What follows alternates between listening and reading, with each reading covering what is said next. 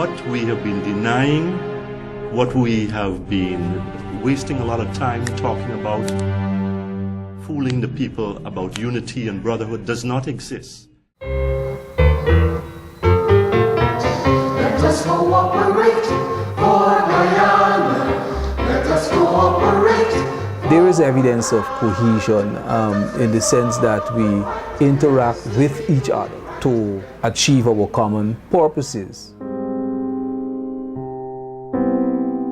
At a deeper level, however, we could say that it is not quite as cohesive as it could be. As long as the people remain as politically and ethnically divided as they are, I believe that the fundamental basis for proper cohesion does not exist. The Cooperative Republic of Guyana is an ethnically diverse nation of 6 ethnicities fused together by a common history.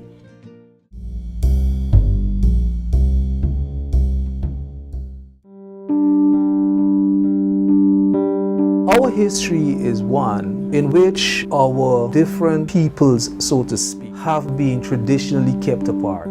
It has been argued by many scholars that these newcoming Europeans did try to create opportunities to foster more disunity so that they could benefit from the ensuing confusion that they brought about. Dr. Jagan has weathered a number of storms with the help of his wife, a communist supporter who is also his Minister of Home Affairs. The present crisis dates from 1953, when Britain suspended Guyana's constitution, condemning Jagan's rule as communist-inspired. Till then, Indians and Africans had campaigned together for independence. Afterwards, the Africans formed their own party, and the seeds of racial tension were sown. You know, one of our problems in our society is that of Indians and Africans being unable to work with each other. Gabriel Lal, G.H.K. Lal, wrote a book, Guyana, Sitting on a Racial Volcano, where he told many stories about our society being one where Afro-Guyanese and Indo-Guyanese might be caught in a situation where things can explode. Much of economic exchange depends on people trusting each other. The wider that gap gets between the very needy and the very wealthy, the more problems it presents for society. And there is no doubt in my mind that there is a large coincidence between the marginalization of some according to their ethnicity and the flourishing of others according to their ethnicity. The most impoverished area is the hinterland area, but that is predominantly occupied by Amerindians. Some people try to rationalize it by saying that in the rural area, in the hinterland areas, people are more accustomed to a sort of subsistence level of existence. They go out and hunt and farm, and so they won't have much income. How can you have as much money being generated in the gold fields of Guyana when these gold fields are sitting in the hinterland, surrounded by Amerindian communities that are in effect the poorest in the country? And so there are people who say on both sides, you'll say Indo-Guyanese, say, we're doing all this for the Amerindian people, and then we Afro-Guyanese, we're doing this all for the Amerindian people. I mean, we can be accused as a party in government that obviously we may have favored, but somebody had to do it. The indigenous people were neglected, and the fact that there was only one high school in the interior, and there are now 12, that the first time in our history as a nation that the indigenous Amerindian child has a right to go to secondary school. Our greatest division is at the realm of the political. Guyana is a plural society in which politics is practiced almost exclusively along racial lines.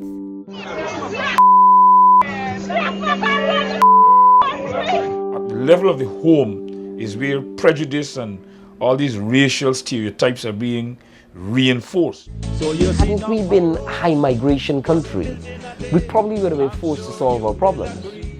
But it's precisely because we have the option of leaving that we are creating for ourselves a society that doesn't change.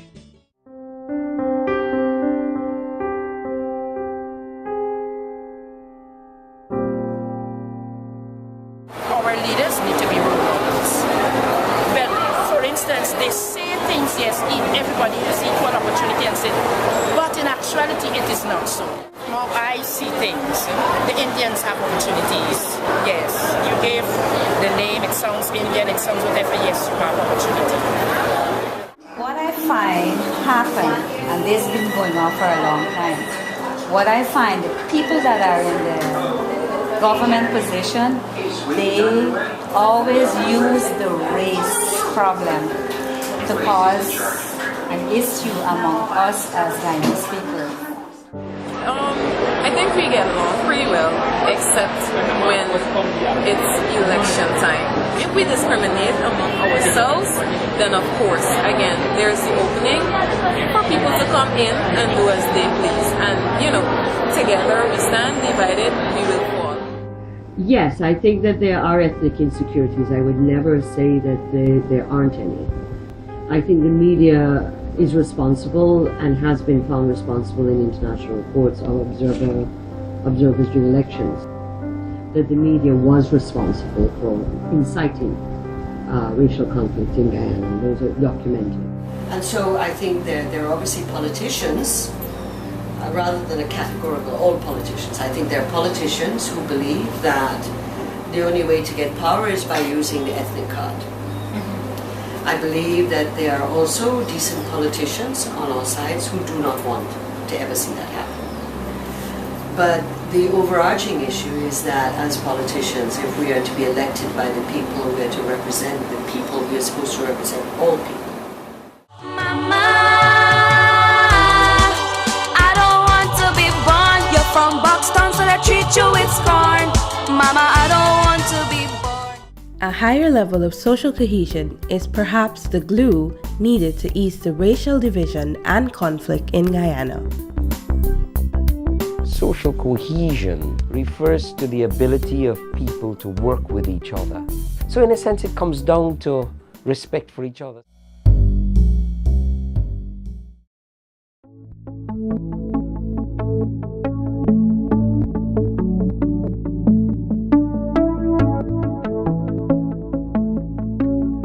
These constitutional bodies are critical in terms of creating a safety valve, because people must have a place to vent, must have a place that if they feel that they're not getting a job because of the color of their skin or their religion, they have a place to go to complain. So the Constitution, all these bodies create one, complaints mechanism.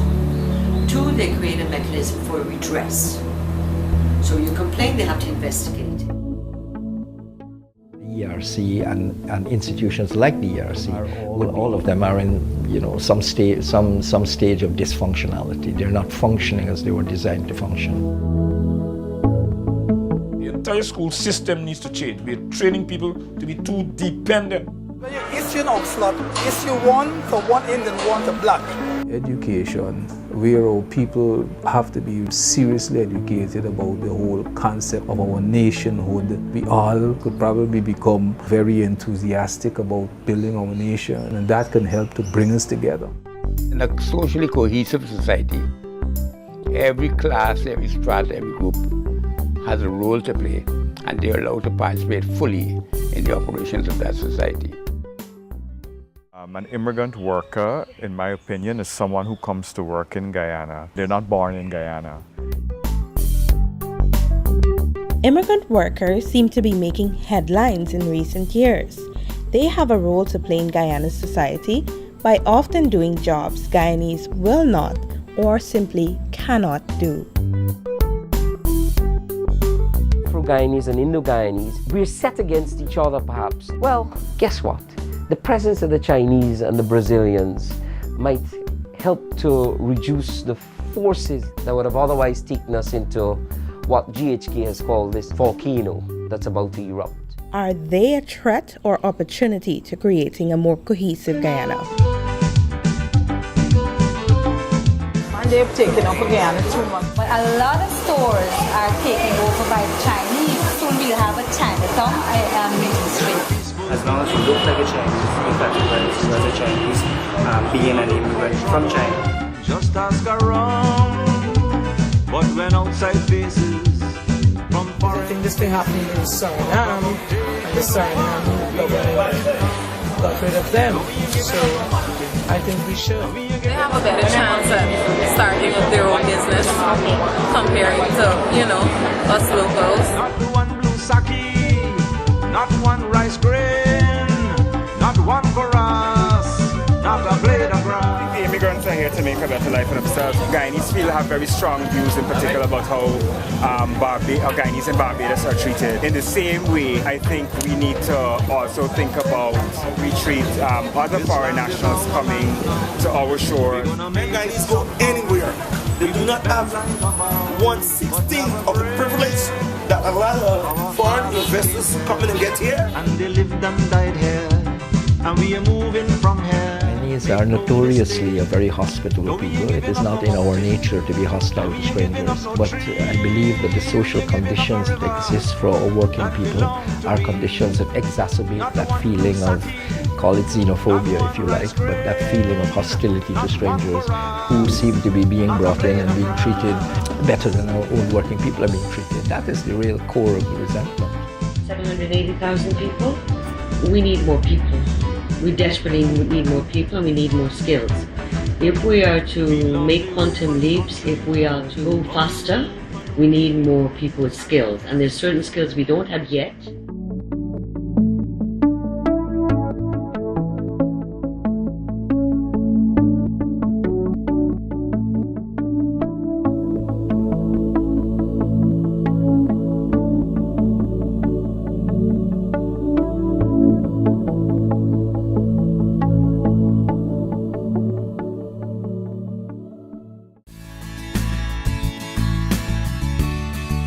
A lot of Guyanese people talk to you like they're your best mate and you've known each other for years, and they're normally really lovely people, I don't like using the word white, but white people in Guyana would be that they are rich Americans, and that's true most of the time with the GDP and the average income of Guyanese people, generally speaking. If a Brazilian have been caught with one piece of gold kind out to Guyana in Brazil, it's such serious.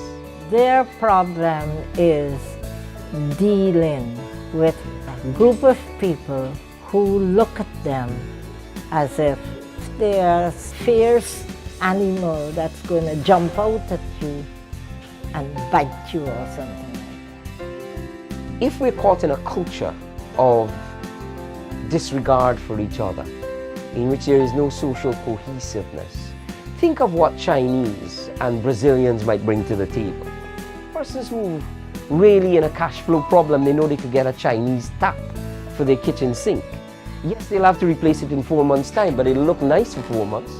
Brazilians come in, and all of a sudden, transportation into the interior has to satisfy the needs of these people. The entire transportation service begins to operate differently because of the Brazilians. Moving to a different country with different cultures and norms can be quite daunting. Just on the road, walking to work every day, I get everything from really friendly good mornings to, I would say, like the street harassment, like baby, that sort of thing. Whitey, white gal, snow bunny, snow white, white meat is my favorite. In every area a Brazilian go in Guyana is being actually fraud. Police want money, license officers want money, shops want money, even the taxis that is taking them to do consult in the business. An interpreter for a Brazilian in Guyana is making close to $4,000, $5,000 an hour. I think they're very brave coming here because they come, they know nobody, but they come and they make their life here.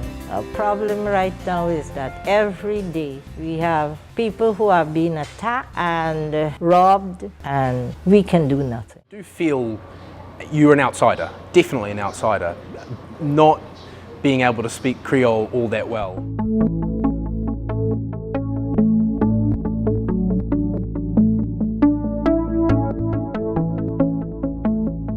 Social cohesion is the answer to Guyana's problem. We've got to look at the things that divide us. I think that it's going to require systemic changes in the thinking behind why somebody's coming into the country. We must have our students in schools learning Portuguese from third form. It's about being different and being tolerant about being different, and it's okay. One word or phrase, social cohesion. Well, I don't know how you could use anything other than love, really.